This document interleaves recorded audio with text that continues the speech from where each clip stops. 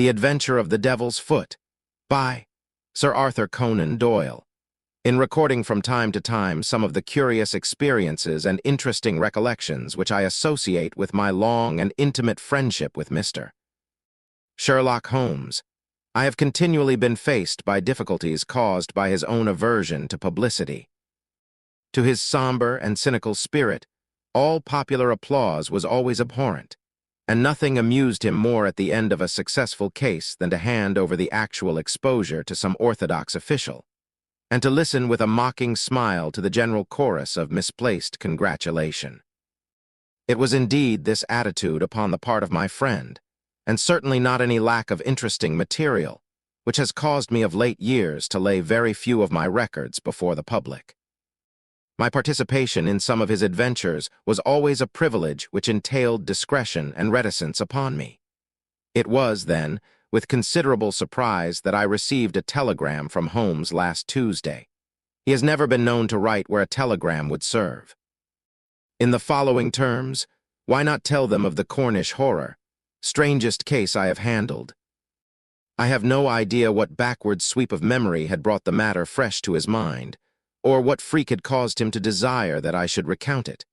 But I hasten, before another canceling telegram may arrive, to hunt out the notes which give me the exact details of the case, and to lay the narrative before my readers. It was, then, in the spring of the year 1897, that Holmes's iron constitution showed some symptoms of giving way in the face of constant hard work of a most exacting kind, aggravated, perhaps, by occasional indiscretions of his own. In March of that year, Dr. Moore Agar, of Harley Street, whose dramatic introduction to Holmes I may some day recount, gave positive injunctions that the famous private agent lay aside all his cases and surrender himself to complete rest if he wished to avert an absolute breakdown. The state of his health was not a matter in which he himself took the faintest interest, for his mental detachment was absolute, but he was induced at last, on the threat of being permanently disqualified from work, to give himself a complete change of scene and air. Thus it was that in the early spring of that year we found ourselves together in a small cottage near Poldhu Bay, at the further extremity of the Cornish peninsula. It was a singular spot, and one peculiarly well suited to the grim humor of my patient. From the windows of our little whitewashed house, which stood high upon a grassy headland, we looked down upon the whole sinister semicircle of Mounts Bay, that old death-trap of sailing vessels, with its fringe of black cliffs and surge-swept reefs on which innumerable seamen have met their end. With a northerly breeze it lies placid and sheltered, inviting the storm-tossed craft to tack into it for rest and protection. Then come the sudden swirl round of the wind, the blistering gale from the southwest, the dragging anchor, the lee shore, and the last battle in the creaming breakers. The wise mariner stands far out from that evil place. On the land side our surroundings were as somber as on the sea. It was a country of rolling moors, lonely and dung-colored, with an occasional church tower to mark the site of some old-world village. In every direction upon these moors there were traces of some vanished race which had passed utterly away, and left as its sole record strange monuments of stone, irregular mounds which contained the burned ashes of the dead, and curious earthworks which hinted at prehistoric strife. The glamour and mystery of the place, with its sinister atmosphere of forgotten nations, appealed to the imagination of my friend, and he spent much of his time in long walks and solitary meditations upon the moor. The ancient Cornish language had also arrested his attention, and he had, I remember, conceived the idea that it was akin to the Chaldean, and had been largely derived from the Phoenician traders in tin. He had received a consignment of books upon philology, and was settling down to develop this thesis when suddenly, to my sorrow and to his unfeigned delight, we found ourselves, even in that land of dreams, plunged into a problem at our very doors which was more intense, more engrossing, and infinitely more mysterious than any of those which had driven us from London. Our simple life and peaceful, healthy routine were violently interrupted, and we were precipitated into the midst of a series of events which caused the utmost excitement not only in Cornwall, but throughout the whole west of England. Many of my readers may retain some recollection of what was called at the time the Cornish horror, though a most imperfect account of the matter reached the London press. Now, after 13 years, I will give the true details of this inconceivable affair to the public. I have said that scattered towers marked the villages which dotted this part of Cornwall. The nearest of these was the hamlet of Treddinick Wolas, where the cottages of a couple of hundred inhabitants clustered round an ancient, moss-grown church. The vicar of the parish, Mr. Roundhay, was something of an archaeologist, and as such Holmes had made his acquaintance. He was a middle-aged man, portly and affable, with a considerable fund of local lore. At his invitation, we had taken tea at the vicarage and had come to know also Mr. Mortimer Tregennies, an independent gentleman, who increased the clergyman's scanty resources by taking rooms in his large, straggling house. The vicar, being a bachelor, was glad to come to such an arrangement, though he had little in common with his lodger, who was a thin, dark, spectacled man with a stoop which gave the impression of actual, physical deformity. I remember that during our short visit we found the vicar garrulous, but his lodger strangely reticent. A sad-faced, introspective man, sitting with averted eyes, brooding apparently upon his own affairs. These were the two men who entered abruptly into our little sitting-room on Tuesday, March the 16th, shortly after our breakfast hour, as we were smoking together, preparatory to our daily excursion upon the moors. "Mr. Holmes," said the vicar in an agitated voice, "the most extraordinary and tragic affair has occurred during the night. It is the most unheard-of business. We can only regard it as a special providence that you should chance to be here at the time, for in all England you are the one man we need." I glared at the intrusive vicar with no very friendly eyes, but Holmes took his pipe from his lips and sat up in his chair like an old hound who hears the view-halloa. He waved his hand to the sofa, and our palpitating visitor with his agitated companion sat side by side upon it. Mr. Mortimer Tregennies was more self-contained than the clergyman, but the twitching of his thin hands and the brightness of his dark eyes showed that they shared a common emotion. "Shall I speak or you?" he asked of the vicar. "Well, as you seem to have made the discovery, whatever it may be, and the vicar to have had it second-hand, perhaps you had better do the speaking," said Holmes. I glanced at the hastily clad clergyman, with the formally dressed lodger seated beside him, and was amused at the surprise which Holmes's simple deduction had brought to their faces. "Perhaps I had best say a few words first," said the vicar, "and then you can judge if you will listen to the details from Mr. Tregennies, or whether we should not hasten at once to the scene of this mysterious affair. I may explain, then, that our friend here spent last evening in the company of his two brothers, Owen and George, and of his sister Brenda, at their house of Treddinick Wolas, which is near the old stone cross upon the moor. He left them shortly after 10 o'clock, playing cards round the dining-room table, in excellent health and spirits. This morning, being an early riser, he walked in that direction before breakfast, and was overtaken by the carriage of Dr. Richards, who explained that he had just been sent for on a most urgent call to Treddinick Wolas. Mr. Mortimer Tregennies naturally went with him. When he arrived at Treddinick Wolas, he found an extraordinary state of things. His two brothers and his sister were seated round the table exactly as he had left them, the cards still spread in front of them, and the candles burned down to their sockets. The sister lay back stone-dead in her chair, while the two brothers sat on each side of her laughing, shouting, and singing, the senses stricken clean out of them. All three of them, the dead woman and the two demented men, retained upon their faces an expression of the utmost horror, a convulsion of terror which was dreadful to look upon. There was no sign of the presence of anyone in the house, except Mrs. Porter, the old cook and housekeeper, who declared that she had slept deeply and heard no sound during the night. Nothing had been stolen or disarranged, and there is absolutely no explanation of what the horror can be which has frightened a woman to death and two strong men out of their senses. There is the situation, Mr. Holmes, in a nutshell, and if you can help us to clear it up, you will have done a great work." I had hoped that in some way I could coax my companion back into the quiet which had been the object of our journey, but one glance at his intense face and contracted eyebrows told me how vain was now the expectation. He sat for some little time in silence, absorbed in the strange drama which had broken in upon our peace. "I will look into this matter," he said at last. "On the face of it, it would appear to be a case of a very exceptional nature. Have you been there yourself, Mr. Roundhay?" "No, Mr. Holmes. Mr.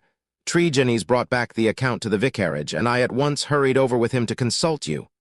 How far is it to the house where this singular tragedy occurred?" "About a mile inland."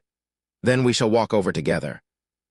But before we start, I must ask you a few questions, Mr. Mortimer Tregennies." The other had been silent all this time, but I had observed that his more controlled excitement was even greater than the obtrusive emotion of the clergyman. He sat with a pale, drawn face, his anxious gaze fixed upon Holmes, and his thin hands clasped convulsively together. His pale lips quivered as he listened to the dreadful experience which had befallen his family, and his dark eyes seemed to reflect something of the horror of the scene. "Ask what you like, Mr. Holmes," said he eagerly. "It is a bad thing to speak of, but I will answer you the truth. Tell me about last night." "Well, Mr. Holmes, I supped there, as the vicar has said, and my elder brother George proposed a game of whist afterwards. We sat down about 9 o'clock. It was 10:15 when I moved to go. I left them all round the table as merry as could be." "Who let you out?" "Mrs. Porter had gone to bed, so I let myself out. I shut the hall door behind me. The window of the room in which they sat was closed, but the blind was not drawn down. There was no change in door or window this morning, or any reason to think that any stranger had been to the house. Yet there they sat, driven clean mad with terror, and Brenda lying dead of fright, with her head hanging over the arm of the chair. I'll never get the sight of that room out of my mind so long as I live." "The facts, as you state them, are certainly most remarkable," said Holmes. "I take it that you have no theory yourself which can in any way account for them." "It's devilish, Mr. Holmes, devilish," cried Mortimer Tregennies. "It is not of this world. Something has come into that room which has dashed the light of reason from their minds." "What human contrivance could do that?" "I fear," said Holmes, "that if the matter is beyond humanity, it is certainly beyond me. Yet we must exhaust all natural explanations before we fall back upon such a theory as this. As to yourself, Mr. Tregennies, I take it you were divided in some way from your family, since they lived together and you had rooms apart." "That is so, Mr. Holmes, though the matter is past and done with.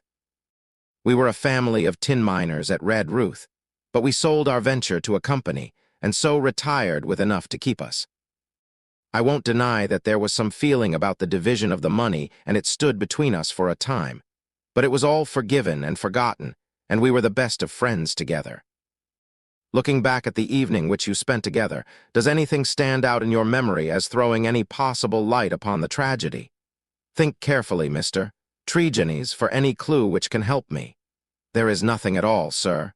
Your people were in their usual spirits." "Never better. Were they nervous people? Did they ever show any apprehension of coming danger?" "Nothing of the kind. You have nothing to add, then, which could assist me." Mortimer Tregennies considered earnestly for a moment. "There is one thing occurs to me," said he at last. "As we sat at the table, my back was to the window, and my brother George, he being my partner at cards, was facing it. I saw him once look hard over my shoulder, so I turned round and looked also. The blind was up and the window shut, but I could just make out the bushes on the lawn, and it seemed to me for a moment that I saw something moving among them. I couldn't even say if it was man or animal, but I just thought there was something there.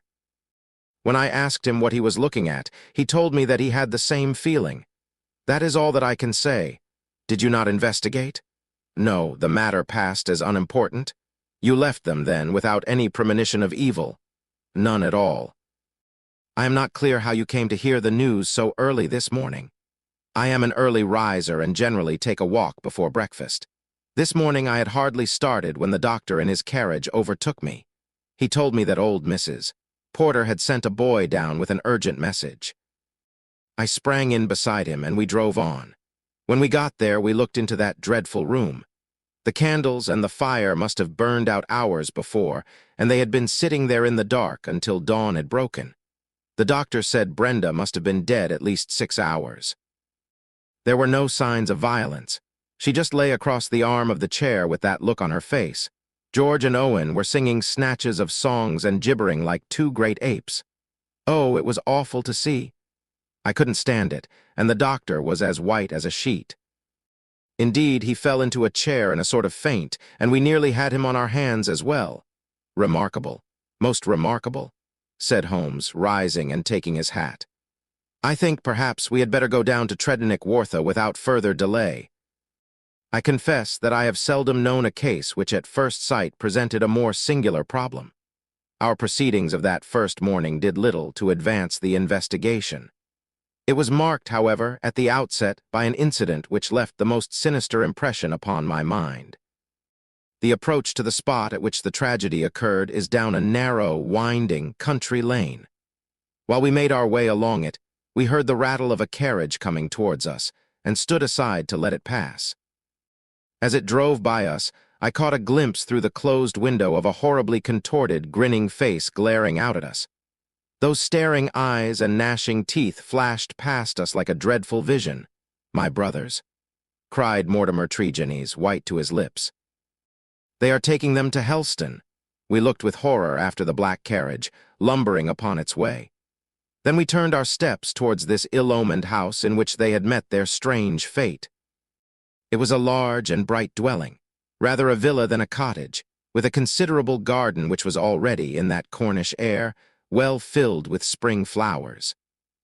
Towards this garden the window of the sitting-room fronted, and from it, according to Mortimer Tregennies, must have come that thing of evil which had by sheer horror in a single instant blasted their minds. Holmes walked slowly and thoughtfully among the flower plots and along the path before we entered the porch. So absorbed was he in his thoughts, I remember, that he stumbled over the watering pot, upset its contents, and deluged both our feet and the garden path. Inside the house we were met by the elderly Cornish housekeeper, Mrs. Porter, who, with the aid of a young girl, looked after the wants of the family. She readily answered all Holmes's questions. She had heard nothing in the night. Her employers had all been in excellent spirits lately, and she had never known them more cheerful and prosperous. She had fainted with horror upon entering the room in the morning and seeing that dreadful company round the table. She had, when she recovered, thrown open the window to let the morning air in, and had run down to the lane, whence she sent a farm lad for the doctor. The lady was on her bed upstairs if we cared to see her. It took 4 strong men to get the brothers into the asylum carriage. She would not herself stay in the house another day, and was starting that very afternoon to rejoin her family at St. Ives. We ascended the stairs and viewed the body. Miss Brenda Tregennies had been a very beautiful girl, though now verging upon middle age. Her dark, clear-cut face was handsome, even in death, but there still lingered upon it something of that convulsion of horror which had been her last human emotion. From her bedroom, we descended to the sitting-room, where this strange tragedy had actually occurred. The charred ashes of the overnight fire lay in the grate. On the table were the 4 guttered and burned-out candles, with the cards scattered over its surface. The chairs had been moved back against the walls, but all else was as it had been the night before. Holmes paced with light, swift steps about the room. He sat in the various chairs, drawing them up and reconstructing their positions. He tested how much of the garden was visible. He examined the floor, the ceiling, and the fireplace, but never once did I see that sudden brightening of his eyes and tightening of his lips which would have told me that he saw some gleam of light in this utter darkness. Why a fire? He asked once. Had they always a fire in this small room on a spring evening? Mortimer Tregennies explained that the night was cold and damp. For that reason, after his arrival, the fire was lit. "What are you going to do now, Mr. Holmes?" he asked. My friend smiled and laid his hand upon my arm. "I think, Watson, that I shall resume that course of tobacco poisoning which you have so often and so justly condemned," said he. "With your permission, gentlemen, we will now return to our cottage, for I am not aware that any new factor is likely to come to our notice here." I will turn the facts over in my mind, Mr.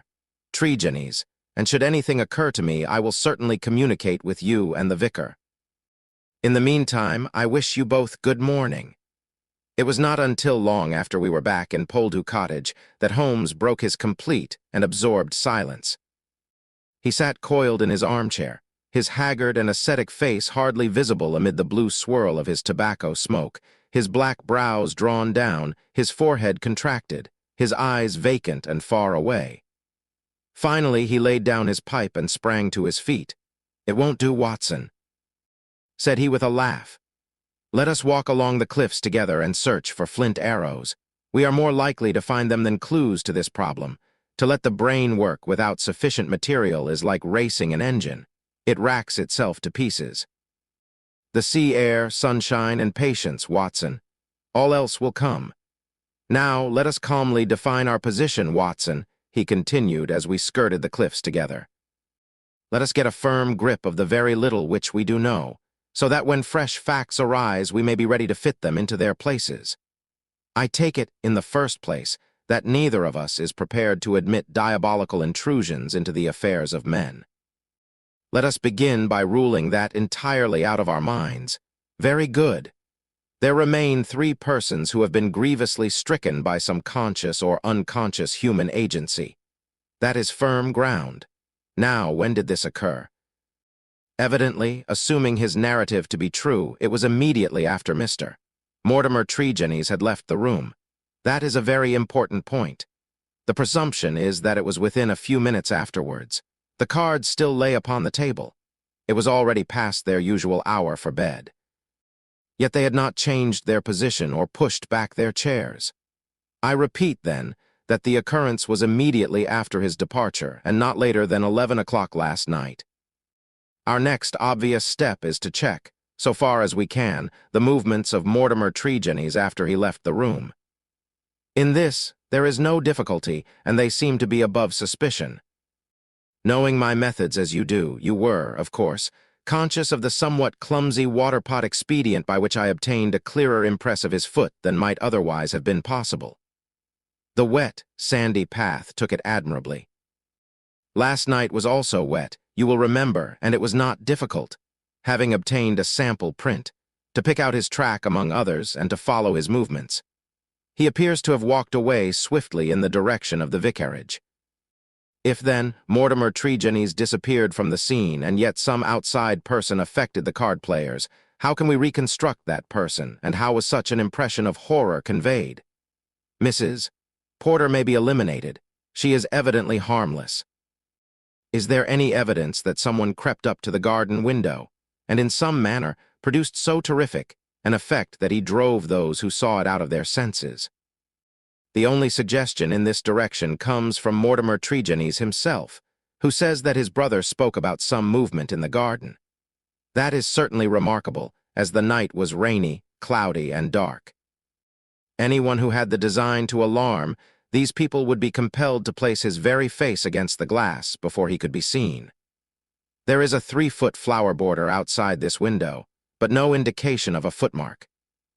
It is difficult to imagine, then, how an outsider could have made so terrible an impression upon the company, nor have we found any possible motive for so strange and elaborate an attempt. You perceive our difficulties, Watson. They are only too clear, I answered with conviction. And yet, with a little more material, we may prove that they are not insurmountable, said Holmes. I fancy that among your extensive archives, Watson, you may find some which were nearly as obscure. Meanwhile, we shall put the case aside until more accurate data are available, and devote the rest of our morning to the pursuit of Neolithic man.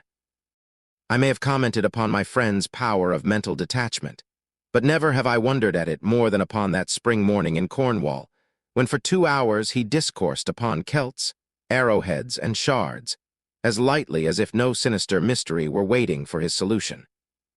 It was not until we had returned in the afternoon to our cottage that we found a visitor awaiting us, who soon brought our minds back to the matter in hand. Neither of us needed to be told who that visitor was. The huge body, the craggy and deeply seamed face with the fierce eyes and hawk-like nose, the grizzled hair which nearly brushed our cottage ceiling, the beard. golden at the fringes and white near the lips, save for the nicotine stain from his perpetual cigar. All these were as well known in London as in Africa, and could only be associated with the tremendous personality of Dr. Leon Sterndale, the great lion hunter and explorer. We had heard of his presence in the district, and had once or twice caught sight of his tall figure upon the moorland paths. He made no advances to us, however, nor would we have dreamed of doing so to him, as it was well known that it was his love of seclusion which caused him to spend the greater part of the intervals between his journeys in a small bungalow buried in the lonely wood of Beauchamp-Orients. Here, amid his books and his maps, he lived an absolutely lonely life, attending to his own simple wants and paying little apparent heed to the affairs of his neighbors. It was a surprise to me, therefore, to hear him asking Holmes in an eager voice whether he had made any advance in his reconstruction of this mysterious episode. "The county police are utterly at fault," said he, "but perhaps your wider experience has suggested some conceivable explanation. My only claim to being taken into your confidence is that during my many residences here, I have come to know this family of Tregenis very well. Indeed, upon my Cornish mother's side I could call them cousins, and their strange fate has naturally been a great shock to me. I may tell you that I had got as far as Plymouth upon my way to Africa, but the news reached me this morning, and I came straight back again to help in the inquiry." Holmes raised his eyebrows. "Did you lose your boat through it?" "I will take the next." "Dear me. That is friendship indeed. I tell you they were relatives." "Quite so. Cousins of your mother. Was your baggage aboard the ship?" "Some of it, but the main part at the hotel." "I see. But surely this event could not have found its way into the Plymouth morning papers." "No, sir, I had a telegram." "Might I ask from whom?" A shadow passed over the gaunt face of the explorer. "You are very inquisitive, Mr. Holmes." "It is my business." With an effort, Doctor, Sterndale recovered his ruffled composure. "I have no objection to telling you," he said. "It was Mr. Roundhay, the vicar, who sent me the telegram which recalled me." "Thank you," said Holmes. "I may say in answer to your original question that I have not cleared my mind entirely on the subject of this case, but that I have every hope of reaching some conclusion. It would be premature to say more. Perhaps you would not mind telling me if your suspicions point in any particular direction." "No, I can hardly answer that." "Then I have wasted my time and need not prolong my visit." The famous doctor strode out of our cottage in considerable ill humor, and within 5 minutes Holmes had followed him. I saw him no more until the evening, when he returned with a slow step and haggard face, which assured me that he had made no great progress with his investigation. He glanced at a telegram which awaited him and threw it into the grate. "From the Plymouth Hotel, Watson," he said. "I learned the name of it from the vicar, and I wired to make certain that Dr. Leon Sterndale's account was true. It appears that he did indeed spend last night there, and that he has actually allowed some of his baggage to go on to Africa, while he returned to be present at this investigation. What do you make of that, Watson?" "He is deeply interested." "Deeply interested?" "Yes. There is a thread here which we had not yet grasped, and which might lead us through the tangle. Cheer up, Watson, for I am very sure that our material has not yet all come to hand. When it does, we may soon leave our difficulties behind us." Little did I think how soon the words of Holmes would be realized, or how strange and sinister would be that new development which opened up an entirely fresh line of investigation. I was shaving at my window in the morning when I heard the rattle of hoofs and, looking up, saw a dog cart coming at a gallop down the road. It pulled up at our door, and our friend, the vicar, sprang from it and rushed up our garden path. Holmes was already dressed, and we hastened down to meet him.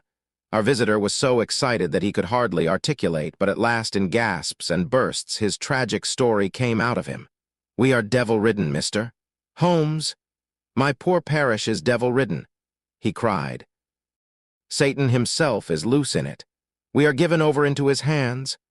He danced about in his agitation, a ludicrous object if it were not for his ashy face and startled eyes. Finally, he shot out his terrible news. "Mr. Mortimer Tregenis died during the night, and with exactly the same symptoms as the rest of his family." Holmes sprang to his feet, all energy in an instant. Can you fit us both into your dog cart? Yes, I can. Then, Watson, we will postpone our breakfast. Mr. Roundhay, we are entirely at your disposal. Hurry! Hurry before things get disarranged. The lodger occupied 2 rooms at the vicarage, which were in an angle by themselves, the one above the other. Below was a large sitting room, above his bedroom. They looked out upon a croquet lawn which came up to the windows. We had arrived before the doctor or the police, so that everything was absolutely undisturbed. Let me describe exactly the scene as we saw it upon that misty March morning. It has left an impression which can never be effaced from my mind. The atmosphere of the room was of a horrible and depressing stuffiness. The servant who had first entered had thrown up the window, or it would have been even more intolerable. This might partly be due to the fact that a lamp stood flaring and smoking on the center table. Beside it sat the dead man, leaning back in his chair, his thin beard projecting, his spectacles pushed up onto his forehead, and his lean, dark face turned towards the window and twisted into the same distortion of terror which had marked the features of his dead sister. His limbs were convulsed, and his fingers contorted as though he had died in a very paroxysm of fear. He was fully clothed, though there were signs that his dressing had been done in a hurry.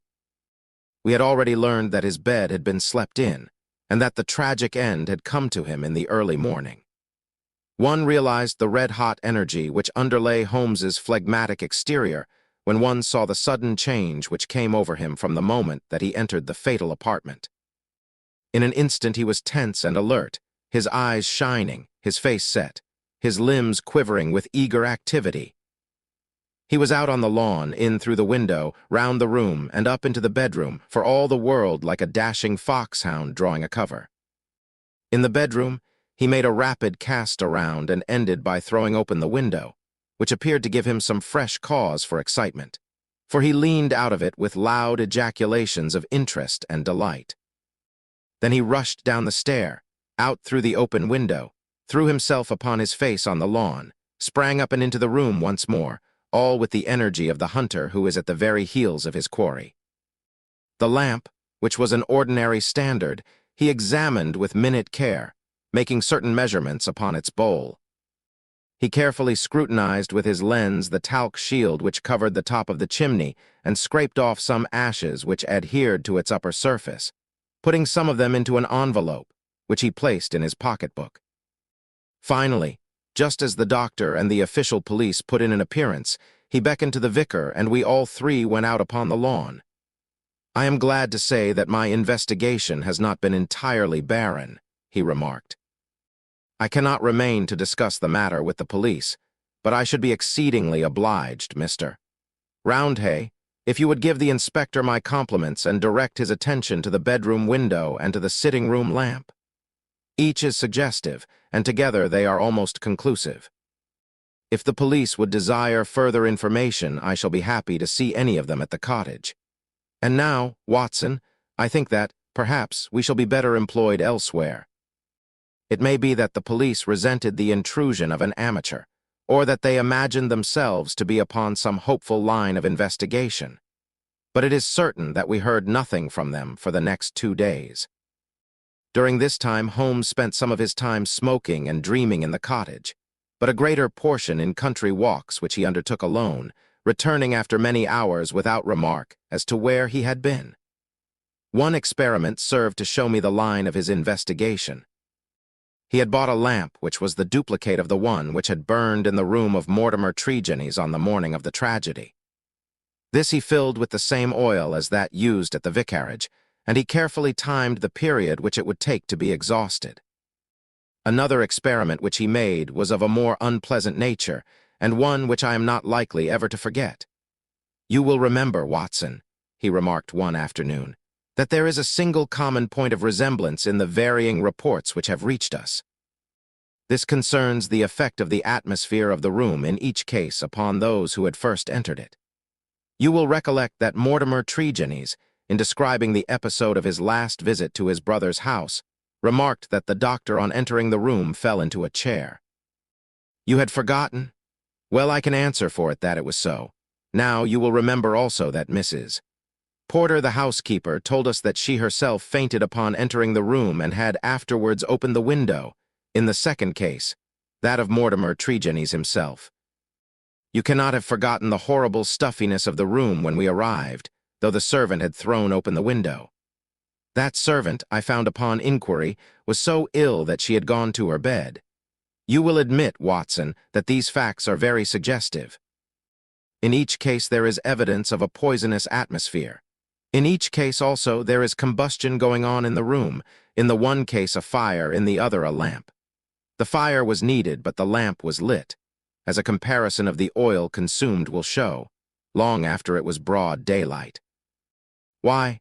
Surely because there is some connection between three things: the burning, the stuffy atmosphere, and, finally, the madness or death of those unfortunate people. That is clear, is it not? It would appear so. At least we may accept it as a working hypothesis. We will suppose, then, that something was burned in each case which produced an atmosphere causing strange toxic effects. Very good. In the first instance, that of the Tregennies family, this substance was placed in the fire. Now the window was shut, but the fire would naturally carry fumes to some extent up the chimney. Hence one would expect the effects of the poison to be less than in the second case, where there was less escape for the vapor. The result seems to indicate that it was so, since in the first case only the woman, who had presumably the more sensitive organism, was killed, the others exhibiting that temporary or permanent lunacy which is evidently the first effect of the drug. In the second case, the result was complete. The facts, therefore, seem to bear out the theory of a poison which worked by combustion. With this train of reasoning in my head, I naturally looked about in Mortimer Tregennies' room to find some remains of this substance. The obvious place to look was the talc shelf or smoke guard of the lamp. There, sure enough, I perceived a number of flaky ashes, and round the edges a fringe of brownish powder which had not yet been consumed. Half of this I took, as you saw, and I placed it in an envelope. Why half, Holmes? It is not for me, my dear Watson, to stand in the way of the official police force. I leave them all the evidence which I found. The poison still remained upon the talc had they the wit to find it. Now, Watson, we will light our lamp. We will, however, take the precaution to open our window to avoid the premature decease of two deserving members of society, and you will seat yourself near that open window in an armchair unless, like a sensible man, you determine to have nothing to do with the affair. Oh, you will see it out, will you? I thought I knew my Watson. This chair I will place opposite yours, so that we may be the same distance from the poison and face to face. The door we will leave ajar. Each is now in a position to watch the other and to bring the experiment to an end should the symptoms seem alarming. Is that all clear? Well, then, I take our powder, or what remains of it, from the envelope, and I lay it above the burning lamp. So. Now, Watson, let us sit down and await developments. They were not long in coming. I had hardly settled in my chair before I was conscious of a thick, musky odor, subtle and nauseous. At the very first whiff of it, my brain and my imagination were beyond all control. A thick, black cloud swirled before my eyes, and my mind told me that in this cloud, unseen as yet, but about to spring out upon my appalled senses, lurked all that was vaguely horrible, all that was monstrous and inconceivably wicked in the universe. Vague shapes swirled and swam amid the dark cloud bank, each a menace and a warning of something coming, the advent of some unspeakable dweller upon the threshold, whose very shadow would blast my soul. A freezing horror took possession of me.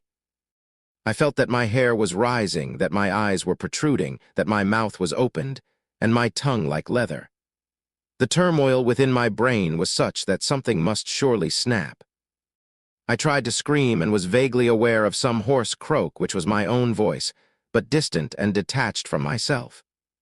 At the same moment, in some effort of escape, I broke through that cloud of despair and had a glimpse of Holmes's face, white, rigid, and drawn with horror. The very look which I had seen upon the features of the dead. It was that vision which gave me an instant of sanity and of strength. I dashed from my chair, threw my arms round Holmes, and together we lurched through the door, and an instant afterwards had thrown ourselves down upon the grass plot, and were lying side by side, conscious only of the glorious sunshine which was bursting its way through the hellish cloud of terror which had girt us in. Slowly it rose from our souls like the mists from a landscape, until peace and reason had returned, and we were sitting upon the grass, wiping our clammy foreheads, and looking with apprehension at each other to mark the last traces of that terrific experience which we had undergone. "Upon my word, Watson," said Holmes at last with an unsteady voice, "I owe you both my thanks and an apology. It was an unjustifiable experiment even for oneself, and doubly so for a friend. I am really very sorry. You know," I answered with some emotion, for I have never seen so much of Holmes's heart before, "that it is my greatest joy and privilege to help you." He relapsed at once into the half-humorous, half-cynical vein which was his habitual attitude to those about him. "It would be superfluous to drive us mad, my dear Watson," said he. "A candid observer would certainly declare that we were so already before we embarked upon so wild an experiment. I confess that I never imagined that the effect could be so sudden and so severe." He dashed into the cottage and, reappearing with the burning lamp held at full arm's length, he threw it among a bank of brambles. "We must give the room a little time to clear. I take it, Watson, that you have no longer a shadow of a doubt as to how these tragedies were produced." "None whatever. But the cause remains as obscure as before. Come into the arbor here and let us discuss it together. That villainous stuff seems still to linger round my throat. I think we must admit that all the evidence points to this man, Mortimer Tregennies, having been the criminal in the first tragedy, though he was the victim in the second one. We must remember, in the first place, that there is some story of a family quarrel, followed by a reconciliation. How bitter that quarrel may have been, or how hollow the reconciliation, we cannot tell. When I think of Mortimer Tregennies, with the foxy face and the small, shrewd, beady eyes behind the spectacles, he is not a man whom I should judge to be of a particularly forgiving disposition. Well, in the next place, you will remember that this idea of someone moving in the garden, which took our attention for a moment from the real cause of the tragedy, emanated from him. He had a motive in misleading us. Finally, if he did not throw the substance into the fire at the moment of leaving the room, who did do so? The affair happened immediately after his departure. Had anyone else come in, the family would certainly have risen from the table. Besides, in peaceful Cornwall, visitors did not arrive after 10 o'clock at night. We may take it, then, that all the evidence points to Mortimer Tregennies as the culprit. Then his own death was suicide. Well, Watson, it is on the face of it a not impossible supposition. The man who had the guilt upon his soul of having brought such a fate upon his own family might well be driven by remorse to inflict it upon himself. There are, however, some cogent reasons against it. Fortunately, there is one man in England who knows all about it, and I have made arrangements by which we shall hear the facts this afternoon from his own lips. Ah, he is a little before his time. Perhaps you would kindly step this way, Doctor. Leon Sterndale. We have been conducting a chemical experiment indoors, which has left our little room hardly fit for the reception of so distinguished a visitor." I had heard the click of the garden gate, and now the majestic figure of the great African explorer appeared upon the path. He turned in some surprise towards the rustic arbor in which we sat. "You sent for me, Mr. Holmes? I had your note about an hour ago, and I have come, though I really do not know why I should obey your summons." "Perhaps we can clear the point up before we separate," said Holmes. "Meanwhile, I am much obliged to you for your courteous acquiescence. You will excuse this informal reception in the open air, but my friend Watson and I have nearly furnished an additional chapter to what the papers call the Cornish horror, and we prefer a clear atmosphere for the present. Perhaps, since the matters which we have to discuss will affect you personally in a very intimate fashion, it is as well that we should talk where there can be no eavesdropping." The explorer took his cigar from his lips and gazed sternly at my companion. "I am at a loss to know, sir," he said, "what you can have to speak about which affects me personally in a very intimate fashion." "The killing of Mortimer Tregennies," said Holmes. For a moment I wished that I were armed. Sterndale's fierce face turned to a dusky red. His eyes glared. and the knotted, passionate veins started out in his forehead, while he sprang forward with clenched hands towards my companion. Then he stopped, and with a violent effort he resumed a cold, rigid calmness, which was perhaps more suggestive of danger than his hot-headed outburst. "I have lived so long among savages and beyond the law," said he, "that I have got into the way of being a law to myself. You would do well, Mr. Holmes, not to forget it, for I have no desire to do you an injury." "Nor have I any desire to do you an injury, Doctor Sterndale. Surely the clearest proof of it is that, knowing what I know, I have sent for you and not for the police." Sterndale sat down with a gasp, overawed for, perhaps, the first time in his adventurous life. There was a calm assurance of power in Holmes's manner which could not be withstood. Our visitor stammered for a moment, his great hands opening and shutting in his agitation. "What do you mean?" He asked at last. "If this is bluff upon your part, Mr. Holmes, you have chosen a bad man for your experiment. Let us have no more beating about the bush. What do you mean?" "I will tell you," said Holmes, "and the reason why I tell you is that I hope frankness may beget frankness. What my next step maybe will depend entirely upon the nature of your own defense." "My defense?" "Yes, sir." "My defense against what?" "Against the charge of killing Mortimer Tregennies." Sterndale mopped his forehead with his handkerchief. "Upon my word, you are getting on," said he. "Do all your successes depend upon this prodigious power of bluff?" "The bluff," said Holmes sternly, "is upon your side, Dr. Leon Sterndale, and not upon mine. As a proof, I will tell you some of the facts upon which my conclusions are based. Of your return from Plymouth, allowing much of your property to go on to Africa, I will say nothing save that it first informed me that you were one of the factors which had to be taken into account in reconstructing this drama. I came back. I have heard your reasons and regard them as unconvincing and inadequate. We will pass that. You came down here to ask me whom I suspected. I refused to answer you. You then went to the vicarage, waited outside it for some time, and finally returned to your cottage. How do you know that?" "I followed you." "I saw no one." "That is what you may expect to see when I follow you. You spent a restless night at your cottage, and you formed certain plans, which in the early morning you proceeded to put into execution. Leaving your door just as day was breaking, you filled your pocket with some reddish gravel that was lying heaped beside your gate." Sterndale gave a violent start and looked at Holmes in amazement. "You then walked swiftly for the mile which separated you from the vicarage. You were wearing, I may remark, the same pair of ribbed tennis shoes which are at the present moment upon your feet. At the vicarage you passed through the orchard and the side hedge, coming out under the window of the lodger Tregennies. It was now daylight, but the household was not yet stirring. You drew some of the gravel from your pocket and you threw it up at the window above you." Sterndale sprang to his feet. "I believe that you are the devil himself," he cried. Holmes smiled at the compliment. "It took 2 or possibly 3 handfuls before the lodger came to the window. You beckoned him to come down. He dressed hurriedly and descended to his sitting room. You entered by the window. There was an interview, a short one, during which you walked up and down the room. Then you passed out and closed the window, standing on the lawn outside smoking a cigar and watching what occurred. Finally, after the death of Tregennies, you withdrew as you had come. Now, Dr. Sterndale, how do you justify such conduct, and what were the motives for your actions? If you prevaricate or trifle with me, I give you my assurance that the matter will pass out of my hands forever."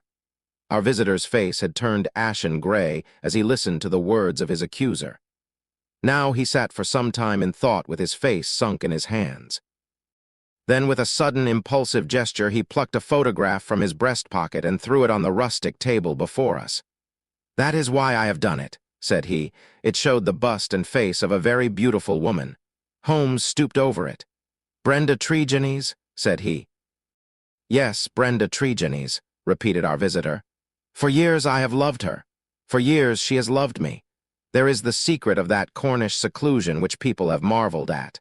It has brought me close to the one thing on earth that was dear to me. I could not marry her, for I have a wife who has left me for years, and yet whom, by the deplorable laws of England, I could not divorce. For years Brenda waited. For years I waited. And this is what we have waited for." A terrible sob shook his great frame, and he clutched his throat under his brindled beard. Then, with an effort, he mastered himself and spoke on. The vicar knew. He was in our confidence. He would tell you that she was an angel upon earth. That was why he telegraphed to me, and I returned.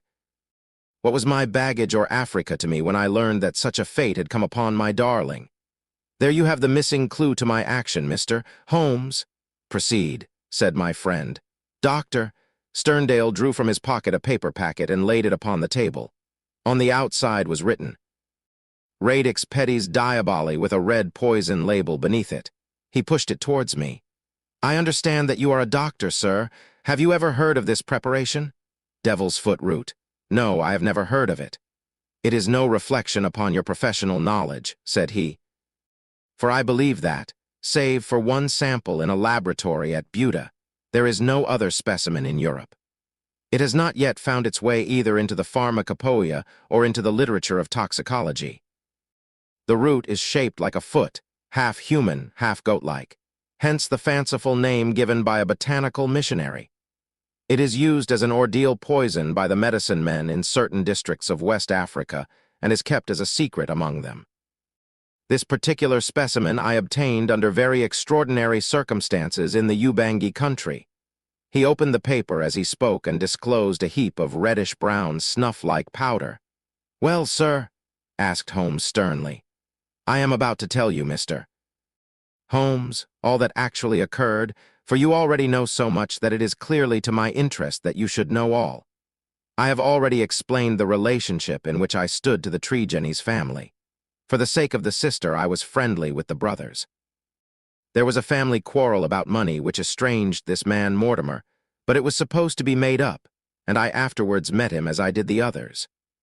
He was a sly, subtle, scheming man, and several things arose which gave me a suspicion of him, but I had no cause for any positive quarrel. One day, only a couple of weeks ago, he came down to my cottage, and I showed him some of my African curiosities.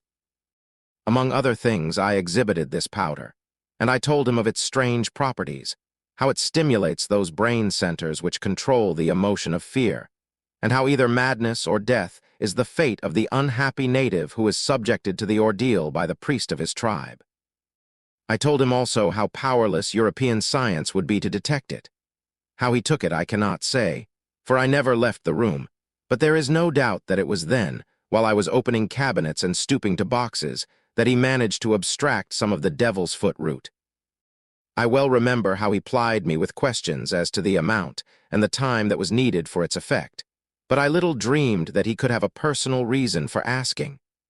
I thought no more of the matter until the vicar's telegram reached me at Plymouth. This villain had thought that I would be at sea before the news could reach me, and that I should be lost for years in Africa. But I returned at once. Of course, I could not listen to the details without feeling assured that my poison had been used. I came round to see you on the chance that some other explanation had suggested itself to you, but there could be none. I was convinced that Mortimer Tregennies was the murderer. That for the sake of money, and with the idea, perhaps, that if the other members of his family were all insane, he would be the sole guardian of their joint property. He had used the devil's foot powder upon them. Driven two of them out of their senses and killed his sister Brenda, the one human being whom I have ever loved or who has ever loved me. There was his crime. What was to be his punishment? Should I appeal to the law? Where were my proofs? I knew that the facts were true, but could I help to make a jury of countrymen believe so fantastic a story? I might or I might not, but I could not afford to fail. My soul cried out for revenge. I have said to you once before, Mr. Holmes, that I have spent much of my life outside the law, and that I have come at last to be a law to myself. So it was even now. I determined that the fate which he had given to others should be shared by himself. Either that, or I would do justice upon him with my own hand. In all England there can be no man who sets less value upon his own life than I do at the present moment. Now I have told you all. You have yourself supplied the rest. I did, as you say, after a restless night, set off early from my cottage. I foresaw the difficulty of arousing him, so I gathered some gravel from the pile which you have mentioned, and I used it to throw up to his window. He came down and admitted me through the window of the sitting room. I laid his offense before him. I told him that I had come both as judge and executioner. The wretch sank into a chair, paralyzed at the sight of my revolver. I lit the lamp, put the powder above it, and stood outside the window, ready to carry out my threat to shoot him should he try to leave the room. In 5 minutes he died. My God, how he died! But my heart was flint, for he endured nothing which my innocent darling had not felt before him. There is my story, Mr. Holmes. Perhaps if you loved a woman, you would have done as much yourself. At any rate, I am in your hands. You can take what steps you like. As I have already said, there is no man living who can fear death less than I do. Holmes sat for some little time in silence. What were your plans? He asked at last. I had intended to bury myself in Central Africa. My work there is but half finished. Go and do the other half, said Holmes. I, at least, am not prepared to prevent you. Doctor. Sterndale raised his giant figure, bowed gravely, and walked from the arbor. Holmes lit his pipe and handed me his pouch. Some fumes which are not poisonous would be a welcome change, said he. I think you must agree, Watson, that it is not a case in which we are called upon to interfere. Our investigation has been independent, and our action shall be so also. You would not denounce the man. Certainly not, I answered. I have never loved Watson, but if I did, and if the woman I loved had met such an end, I might act even as our lawless lion hunter has done. Who knows? Well, Watson, I will not offend your intelligence by explaining what is obvious. The gravel upon the windowsill was, of course, the starting point of my research. It was unlike anything in the vicarage garden. Only when my attention had been drawn to Dr. Sterndale and his cottage did I find its counterpart. The lamp shining in broad daylight and the remains of powder upon the shield were successive links in a fairly obvious chain. And now, my dear Watson, I think we may dismiss the matter from our mind and go back with a clear conscience to the study of those Chaldean roots, which are surely to be traced in the Cornish branch of the great Celtic speech.